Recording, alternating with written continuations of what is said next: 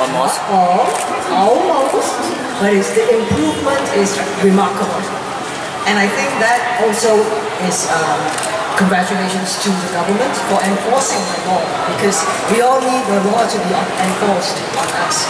But I must say, your driving is still very dangerous. You like to do like this. Wow, wow, oh, boom. Another hole, boom.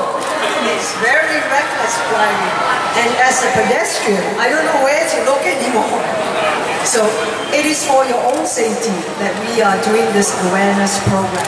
Because we love you and you love your family, so you have to stay safe, for everybody to stay safe.